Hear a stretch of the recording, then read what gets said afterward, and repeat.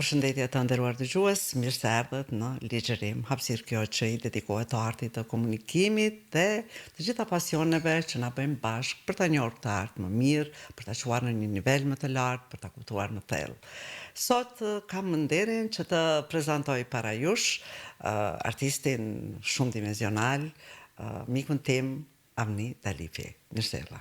Faleminderit për ftesën dhe jam i nderuar që jam pjesë e këtij podcast. Faleminderit shumë, është gjithë një kënaqësi kur kjo studio prezanton artistët. Është një zgjedhje që ndoshta unë kam prit shumë motit, për arsye se shumë pak u jepet hapësirë mundësive dhe ideve për të diskutuar mbi komunikimet. Komunikimi është hapi i parë që në çdo moment ne kemi hasim si në raport mes njerëzve, si me njerëzve me sendet, si me sendeve, mirë po në të shumtën e rasteve shumë pak i kushtojmë hapësirë për diskutu, për format, për mënyrën, për metodat rreth kësaj. Prandaj faleminderit shumë për këtë hapësirë. Se që edhe më thonë edhe kështu jashtë se që bërë një veçanti, se i dallon pak artistët, e kujtoj që gjithë një artistët janë ata, ajo mini bota brenda botës në të cilën ne jetojmë dhe do doja që më shpesh ta përfaqësojmë këtë botë, ta nxjerrim në pa, edhe ta bëjmë më shumë të kapshme. Të prezantoj ty do më duhet shumë kohë, e thash edhe një artist shumë dimensional, një aktor i dilemave të mëdha. Kemi parë shumë shfaqje tuat, një aktor me djetra shfaqje, e them për gjatë gjithë karrierës, me shumë çmime, me shumë përfaqësime, me shumë festivale. Si do ta përshkruani gjithë këtë kolorit? Tash mënyra se si më përshkruat ju gjithë këto, më ngeli me thonë që edhe King Kongun e kam daj. Shiko, është e vërtet se bëhet fjalë për një karrierë më shumë se 30 vjet. Flas për pjesën e karrierës pas diplomimit, sepse unë edhe para regjistrimit të akademisë kam qenë, domethënë kam marrë pjesë dhe kam qenë pjesë e trupave, siç është trupa në teatrit të Gjelanit. Edhe në kujtohet që në atë kohë ka qenë shumë interesant, po punonim shfaqjen Vdekja e Gjergjesit sipas rrotullarit të Beqir Musliut, dhe regjisori i shfaqjes Rushdi Mehmeti e tha një fjalë, tha para premierës, e mbaj mend, sepse po e përmend me qëllim se i takon edhe pjesës së komunikimit, dikuj tha sonte mund t'i dhezët feneri dhe gjatë gjithë jetës do të merreni me art. Dhe si duket kjo më goditi mu, po mënyra si e tha, forma si e tha, dhe fillova ta përjetoj, domethënë, këtë ndjenjë, dhe fillova të mendoj më tepër që të merrem si, domethënë, profesionalisht me artin, edhe pse në atë kohë, si çdo i ri, kisha provu edhe sportin e gjëra tjera, futbollin e krejt. Mirë po nuk ekzistonte akademia në Fakulteti i Arteve dhe akademia në Kosovë, ekzistonte në Beograd dhe në vende tjera në ish Jugosllavi. Dhe në njërën nga ditët doli një shkrim në rilindjen e asaj kohe. Ishte domethënë titulli Teatri Kombëtar pa dashnar. Domethënë ishte ideja pa aktor të moshës së re, të cilët mund të lunin Romeo në kështu ose Julietën, domethënë aktor të ri, dhe shtroheshte si imperativ i kohës që të hapej akademia. Pra përmes këtij titulli, shkrimi më poshtë shpjegonte që ka nevojë për teatr të krijohet akademia, të hapet akademia për aktor. Dhe e mbaja atë gazetë dhe shpresoja që do të hapej, dhe ashtu edhe ndodhi, mandej u hap akademia dhe rastisi që të pranohem pavarësisht numrit të madh të konkurruesve në atë kohë, pra i takoi gjeneratës të parë të aktorëve këtu që me fakultet, domethënë të fakultetit, sepse në Gjilan, në teatrin e Gjilanit, po. Atëherë ishte 80. Ka pasur teatri i Gjilanit një shtysë për artdashtit, e ka pas një brom shumë, e mbaj mend ata edhe në kushtet më të vështira përpiqeshin që të mbijetonin të. Në atë kohë organizimi ka qenë pak më ndryshe, domethënë kanë ekzistuar këto BVI të kulturës që sot do të ishin DKRS-t ose që janë në kuadër të komunës, dhe ato BVI të kulturës merreshin kryesisht me organizimin e jetës kulturore, dhe teatret si Teatri i Gjelanit dhe Teatri i Gjakovës kanë qenë në një stad më lart. Bile Teatri i Gjakovës dhe Teatri Kombëtar konsideroheshin si teatr nacionale, kurse Teatri i Gjelanit ishte quhej në atë kohë si gjysmë profesional, kishte një trup të aktorëve që funksiononin aty, ishte me të cilët kam pas nderin që të luaj, domethënë ishte thash aktor, po edhe regjisor është Dy Mehmeti, ndjes pas Muharrem Sulejmani Repçe, pastaj përgjithashtu ndjes pas Zotnia Demuji, e nderuar Mejreme Berisha, me të gjithë këta në atë kohë kam pas nderin që të luaj, të cilët edhe më vonë vazhdojnë në Teatrin e Gjelanit, dikush nuk është në jetë, po ata që janë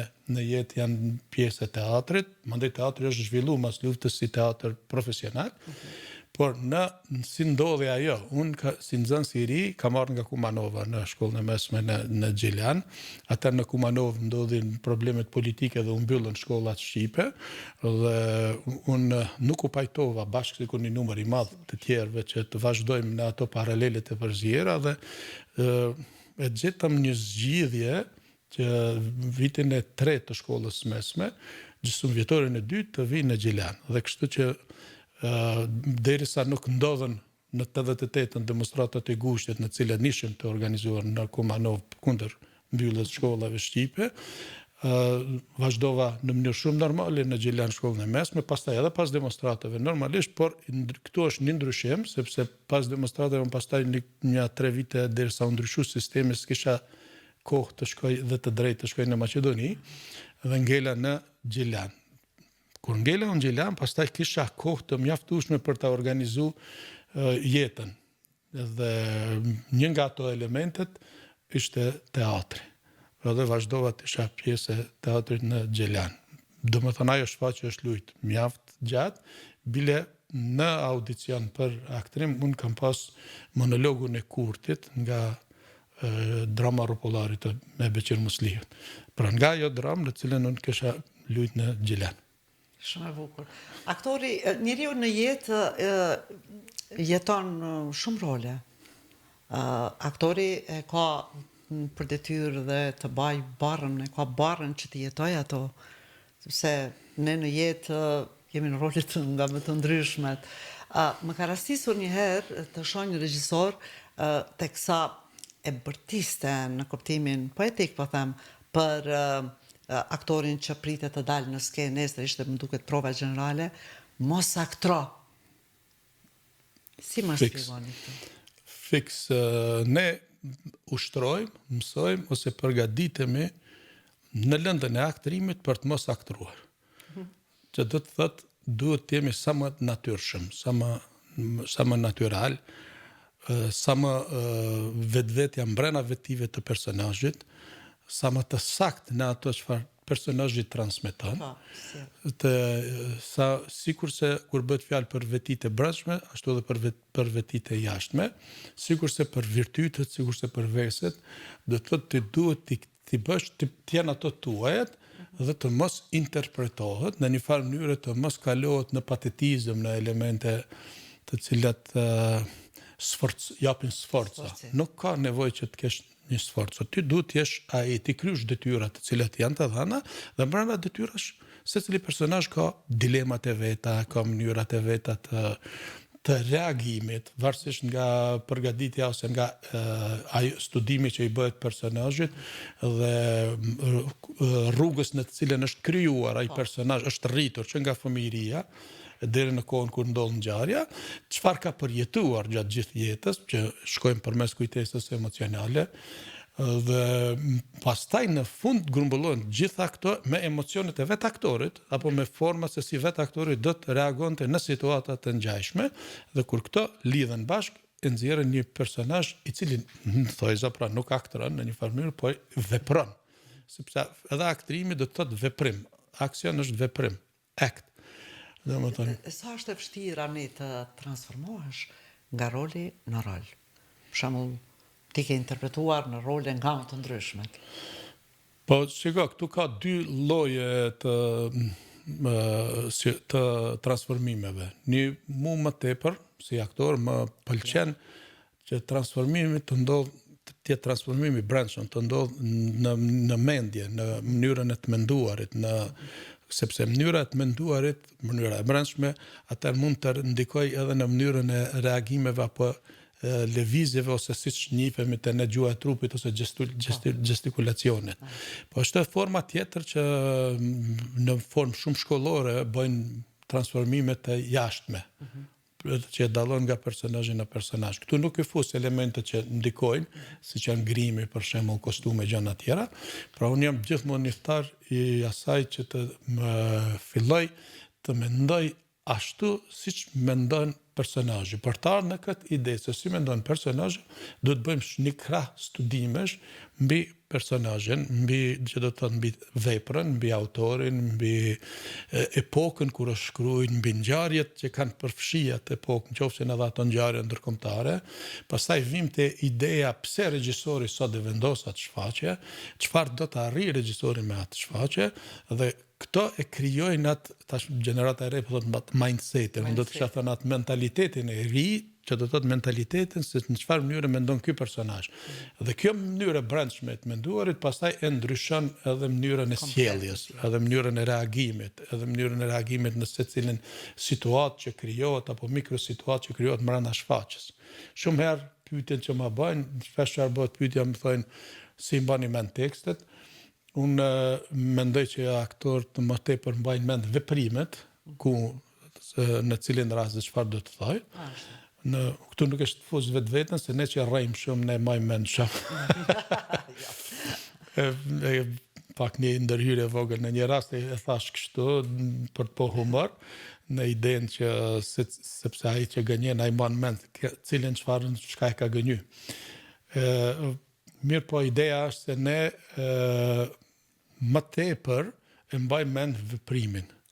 Kur regjisori vendos mizanskenën dhe kur ajo mizansken bëhet shumë organike, do të thotë që në atë rast teksti vjen vetvetiu.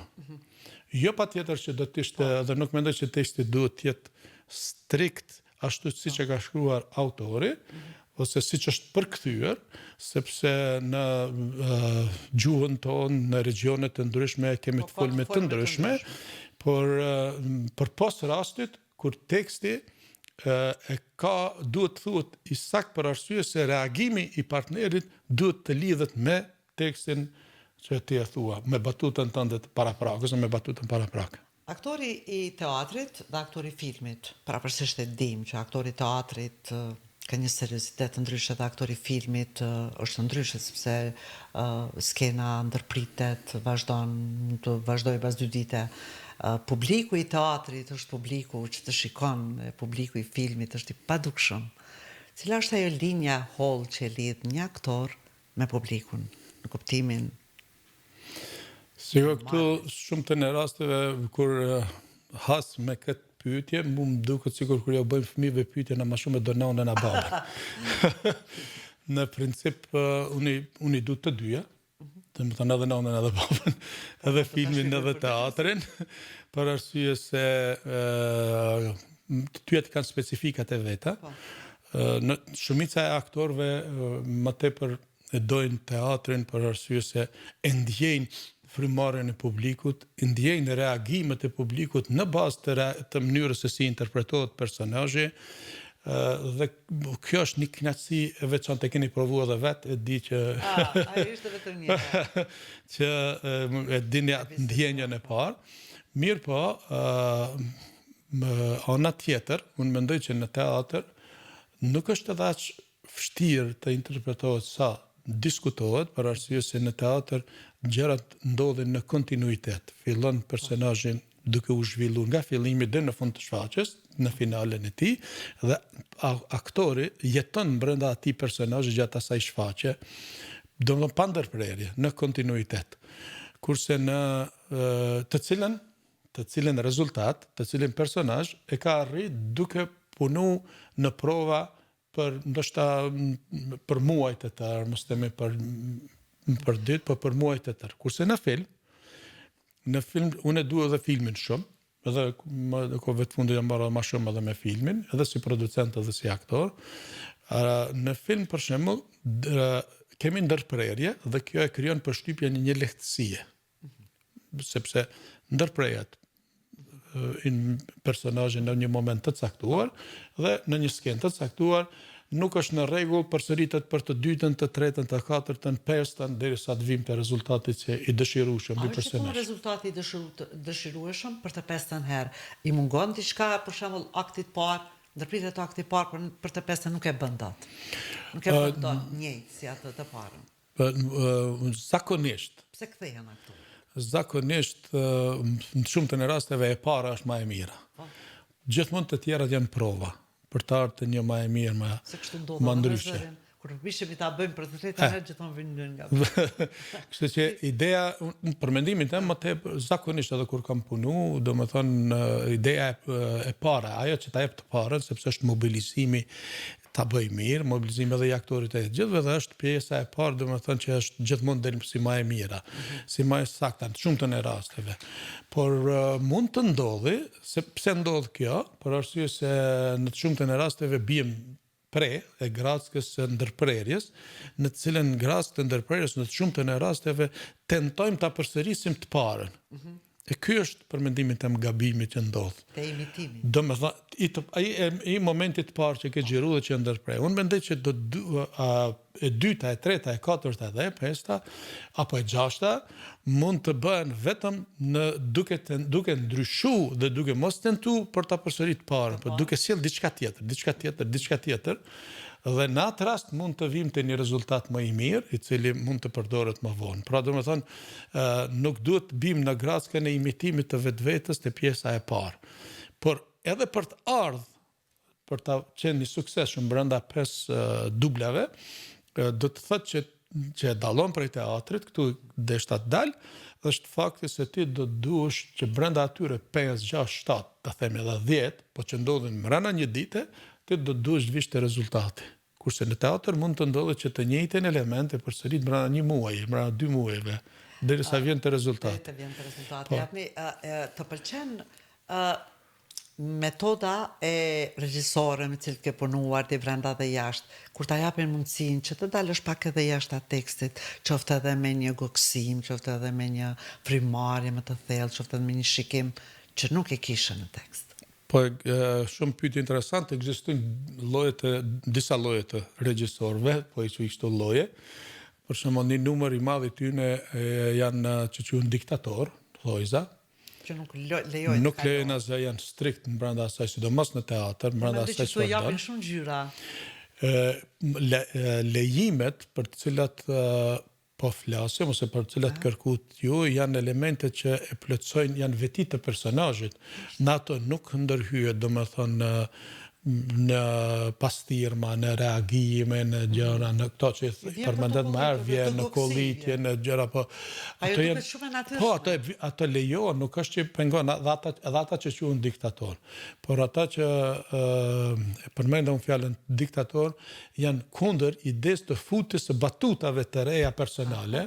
Ka shumë raste që futen sidomos në shfaqje shumë serioze, po edhe në komedi, saqë shpesh herë e kalojnë nga zhanri në zhanr, dhe ekzistojnë shfaqje edhe komeditë, ekzistojnë të cilat lejojnë hapësira të tilla dhe duke mos dalë nga personazhi dhe mund të shkosh siç ka pas raste më herët që një shfaqje prej 2 orëve ka shku 2 orë gjysmë. Ne kemi pas vetë shfaqjen profesor Jamdalencio Mahi, në cilën ka pas raste që është zgjatë shfaqja as gjatë, por gjithmonë duke mos dalë nga ideja kryesore, të cilën gjithmonë e ka mbikëqyrë profesori Faruk, nëse ndonjëherë në fund të shfaqjes kemi pas diçka që s'ka shku brenda asaj, ka thonë, këtë mos e mbaj, ato tjera të mbaj, për shfaqje tjera. Edhe kemi vazhdu, dhe për atë arsye ajo ka zgjatë si shfaqje shumë vite dhe shumë gjatë. Po shumë prej gjeneratave të reja, fatkeqësisht i shoh edhe prej kolegëve, edhe në teatr kombëtar sa më ka rastisht të shoh, Pas reprizës dytë ose të tretë, fillojnë të fusin batuta personale, momente të bisedave tyne që të ndodhen gjatë në rrugë, në të jetën e përditshme. Dhe unë mendoj se të dela për të shkuar pikërisht, pra dhe këto janë ato kundër të cilave jam edhe unë. Jam për shembull si aktor, po flas. Domethënë duhet të ekzistojnë zhanret siç janë të parapara. Dihet çka është humori, dihet çka është komedia, dihet çka është drama, dihet çka është farsa, kurse te ne janë përzit të gjitha në një gjë që thuhet komedi ose humor. Prandaj këtu po fus secili nga mungesa nganjëherë thonë hapësirës për të shfaq, në moment që ju jepet hapësira, po dalin nga vetvetja duke futur edhe elemente që dëshmojnë për kreativitetin e tyre. Personal. Kjo është mirë për ta pa një regjisor tjetër, por është në dëm të projektit apo shfaqjes ose filmit. Teksa po bisedonim poshtë dhe pinim kafe, kështu mbajti mendja prej mendova mënyra se si i përflet gjëra, se si i bisedonim, do të thënë dalën nga tema me një vizë shumë të hollë, marrim temën tjetër, se kishim shumë paku te kafja. Tash që nga mysafirim idejnë për fushën time të këtij podcast, artin e komunikimit. Dhe tani e mësova që ti edhe ke ligjëruar teknikat e prezantimit. Sa është e nevojshme? Teknikat e prezantimit dhe komunikimit është quajtur kështu si land. Unë mendoj që kjo është jashtëzakonisht e nevojshme. Dhe unë mendoj që kjo do duhet futet si land jo vetëm për aktorin. Jo vetëm për aktorin, patjetër. Për të gjithë ne. Shumë motim, për secilin edhe për nxënësat në shkollë, edhe për gazetarë, edhe për aktorë, edhe për policë, edhe për politikanë, sidomos për politikanë, për mjek, për infermier, për jurist, për avokat. Për arsye se këto ndikojnë unë ndaj në dy pjesë, në pjesën e cila ka të bëjë me elementet e studimit të personalitetit, ta themi të studentit, apo aktorit, apo aktorës ose gazetarit. Në atë moment ne vim të një situatë që analizojmë cilat janë afinitetet, dhe në cilat vende dhe momente ka nevojë për të reaguar, dhe shumë herë një pjesë të madhe ja kushtoj ngritjes së vetëdimit, të besimit dhe vetbesimit, për arsye se vetbesimi dhe vetbesimi janë çelësi për kur kemi vetbesim, për një prezantim të mirë, për një paraqitje shumë të mirë mbi një temë të caktuar. Nëse kur kemi vetbesim, ne do të jemi të sigurt, do të jemi stabil, do të jemi persona që do të arrijmë që të shprehim dinjitetshëm ato momente. Ta përçojmë te publiku, ta fuqizojmë artin e komunikimit, duke ditur gjithmonë që të rinë të sotëm edhe ata brezi i ri, marrë këtu prej nxënësve shkollës fillore, ata që gjimnazistët e studentët do ta kenë pjesë të punës së tyre, të pandalshme mënyrën e. Patjetër, unë kam ligjëruar në menaxhment biznes ekonomi të studentët master, të cilët kanë qenë edhe të punësuar, por që e kanë patë nevojshme, edhe pasi që kanë mbaruar studimet, kanë patë nevojshme që të bëjnë edhe më tutje marrin leksione që kanë të bëjnë me prezantimin dhe me komunikimin. Prezantimin e kam ndarë dhe komunikimin në dy elemente prapë, sepse prezantimi mund ta përgatitësh një projekt tëndin që e prezenton ta themi para publikut, para producentëve si aktor, para financuesve si arkitekt, para biznesmenëve që të mundshëm si një projekt ekonomik apo ndonjë startup e kështu me radhë, dhe është pjesa e komunikimit e cila ka të bëjë me raportet ndërnjerëzore, mënyrën e komunikimit mes personave. Njerëzit kanë komunikuar edhe çish në kohrat hershme, kur kemi fut në për shpella, kemi pa vizatime, të cilat në një farë mënyrë janë komunikimi i parë. Pastaj janë zhurmat, pas të zhurmave ne kemi dhënë ose kemi marrë mesazhe. Pra komunikimi është dhënia dhe marrja e mesazheve. Do të thonë një lloj marrëdhënie në mes të njerëzve dhe mes personave, sipas mendimit tim, forma ndryshon në bazë të profesionit, në bazë të temës, në bazë të momentit, në bazë të idesë çfarë dojmë të transmetojmë, në bazë të mesazhit të cilën duam ta japim. Po kthehemi tash te filmi, aty ku the që po mirë është tash pak më shumë. Sa ta merr mendja një që po e prezantojmë denjësisht Kosovën në festivalet ndërkombëtare, tash po kemi edhe femra regjisore, diçka që po ma merr mendja nuk po ndodh paralelisht në Shqipërinë. Mendoj që shkollat ndryshojnë e para.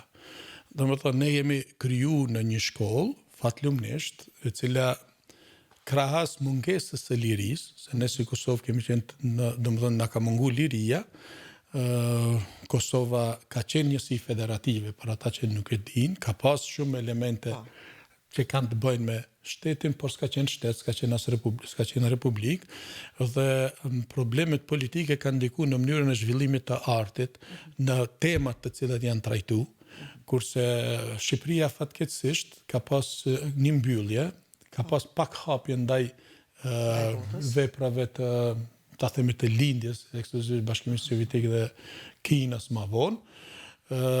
Shkollat, ne kemi pas qasjen e mundësisë që të shohim shkollat perëndimore, dhe mendoj që kjo pastaj si është zhvillu si tradit, dhe kjo tradit ka ndiku që shkolla jonë të zhvillohet në atë drejtim që sot po shohim rezultatet shumë të mira në përbot. Dikur në Shqipëri, më kujtohet në Shqipërinë e pas komunizmit, ka pas shumë regjisorë të mirë dhe të cilët kanë bërë edhe filma, po nga një herë, kur kalon nga një ekstrem në tjetrin, ngelesh diku në mes rezultati. Duhet kalimit shkoj në shkallë. Të shkrihet. Po, dhe jo të kaloj nga një ekstrem në tjetrin.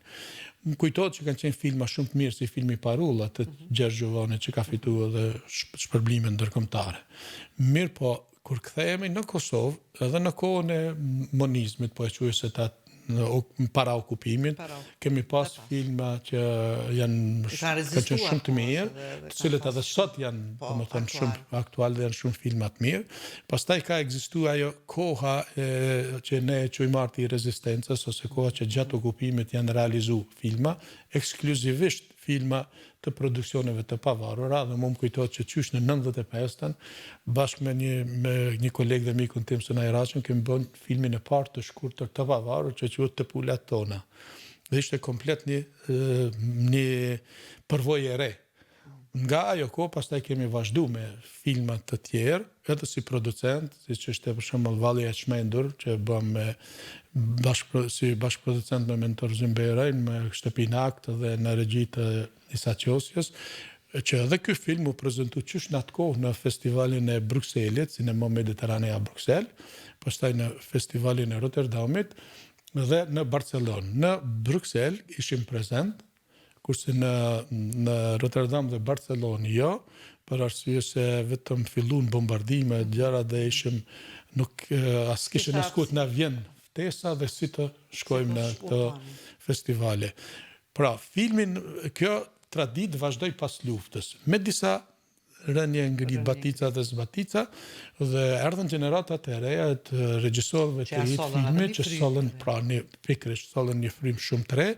Kjo ndikoi edhe për arsye se informacionet tani ishin më të hapura, shkollat ku studionin ose ku merrnin informacione ishin shumë të hapura më afër, dhe fatlumisht po shohim që kemi prezencë ndërkombëtare me filmat tonë, tash së fundit Dua, më herët, tash mos bëm tepër modest, ishte Ninulla, pastaj kur historia vjen nga qielli, pastaj është që kanë marrë çmime ndërkombëtare, po flas dhe po marrin vazhdimisht në këta dy i fola se janë filmat e me. Pastaj është Zgjoj, pastaj Kolona, një film që shumë rrallë po përmendet, po është një film që ka pas shumë suksese ndërkombëtare dhe ka pas interpretim të jashtëzakonshëm të dy kolegëve të mi, të gjithëve, po sidomos të dy kolegëve që unë i çmoj tren faktikisht, Sunaj Raqa, Armnesha Grabovci, Vedat Haxhi Islami, që kanë kriju role fantastike, pa e lënë anësh edhe role tjera, po këta ishin rolet kryesore dhe kanë qenë shumë të kriju, shumë role shumë të mira.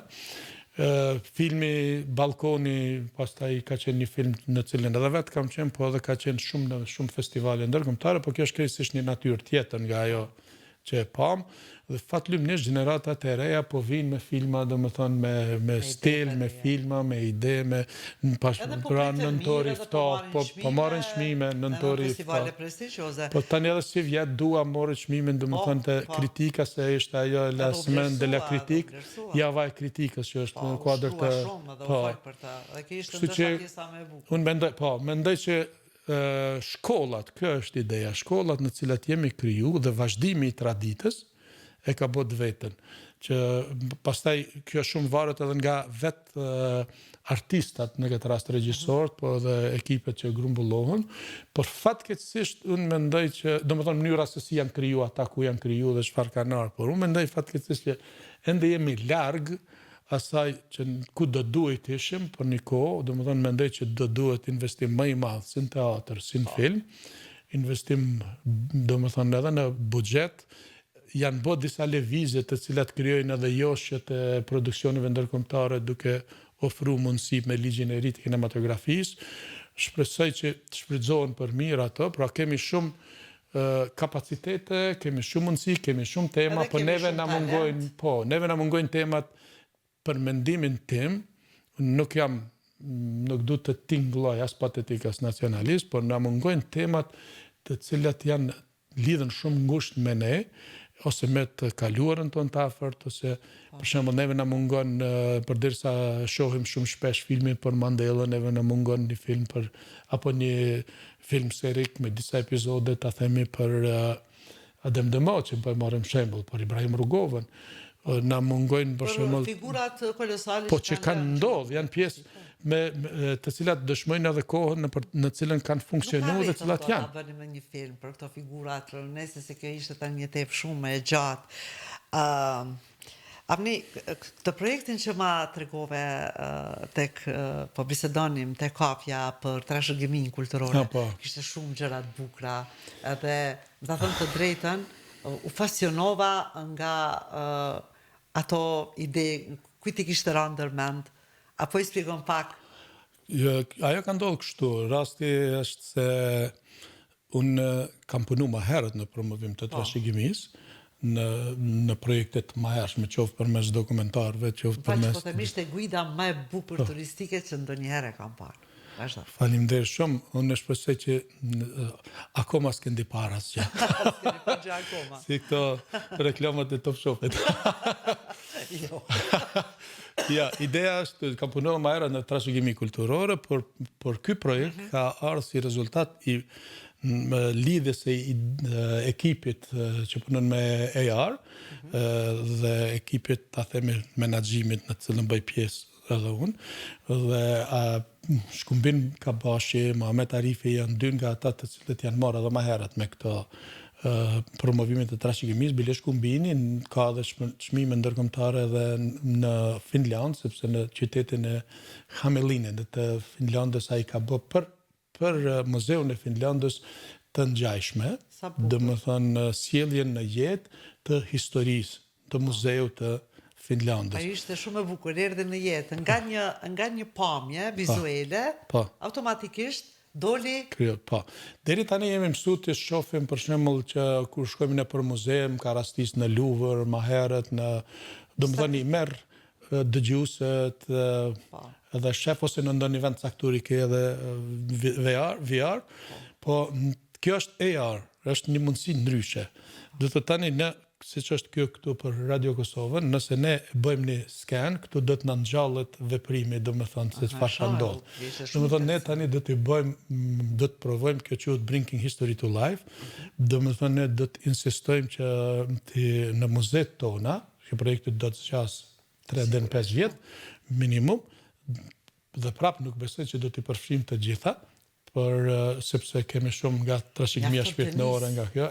Por metodën dhe të parat do të arrijmë t'i bëjmë.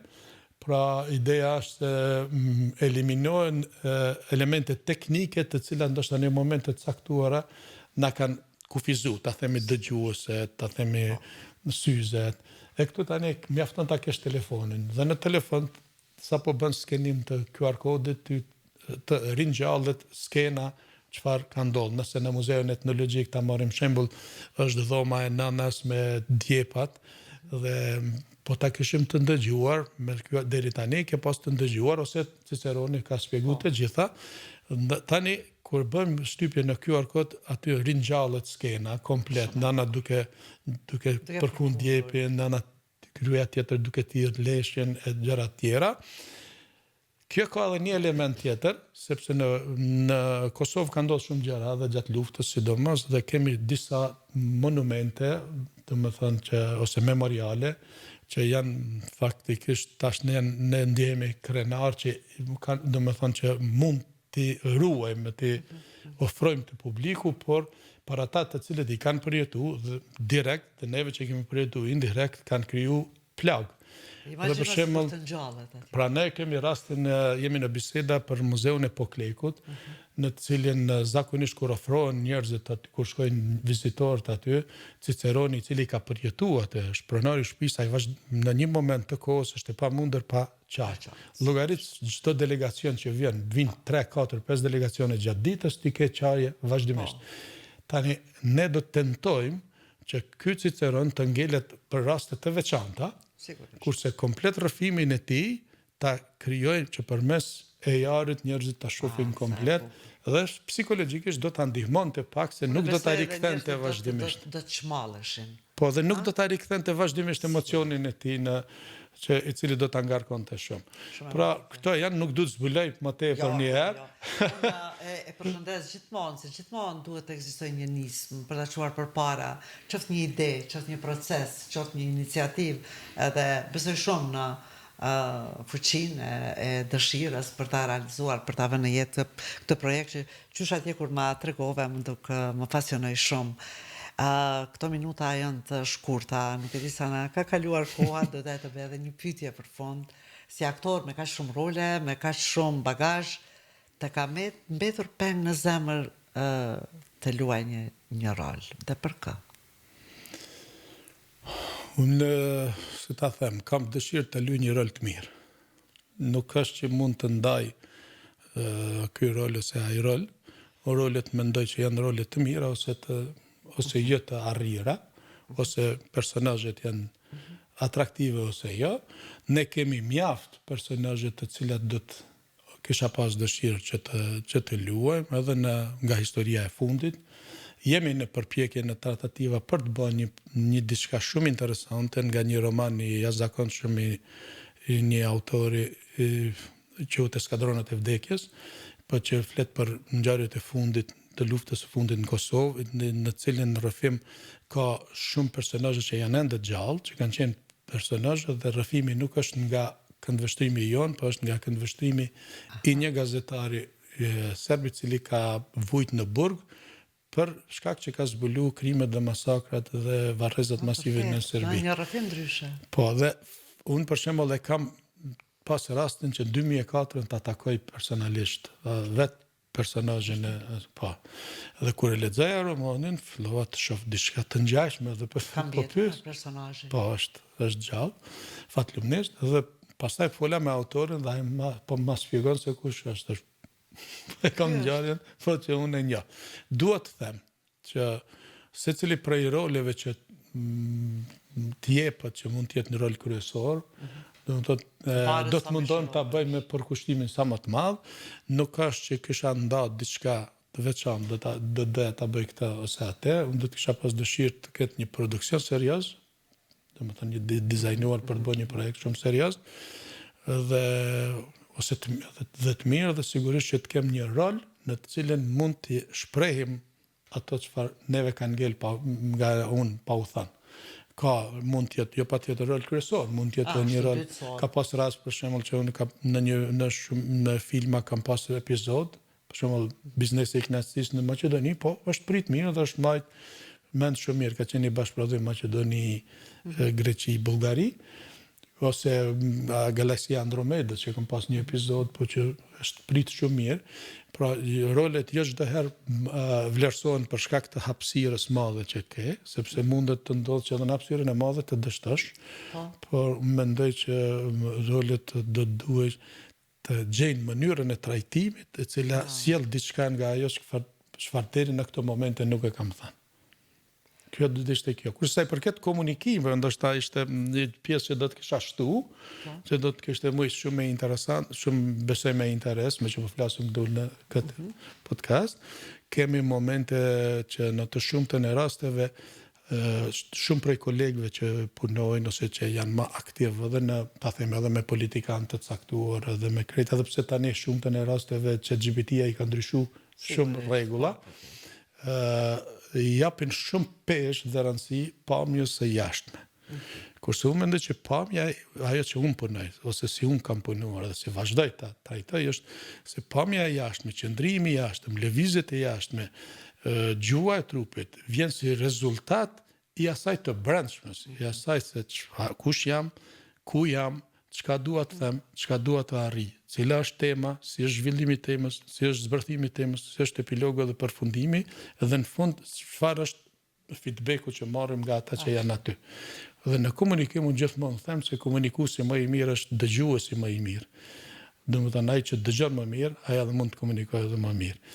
Shpresoj që kemi komunikuar mirë sot. Faleminderit shumë, edhe të falenderoj në emër gjithë dëgjuesve për kohën që ndavët. Presin shumë punë atje, edhe ta kemi vënu me këtë orarin. Do doja që t'ishe mysafiri ynë i ardhshëm për projektet në vazhdim, cilat uroj që të realizohen sa më shpejt. Faleminderit, gjithmonë jam i gatshëm. Kjo ka qenë një diçka më e veçantë për arsye se tema ishte interesante që folëm për komunikimin dhe jo shpesh jam në situatë që të flas për format dhe metodat dhe mënyrën se unë e trajtoj komunikimin. Besoj që ja kemi dalë sot. Uroj.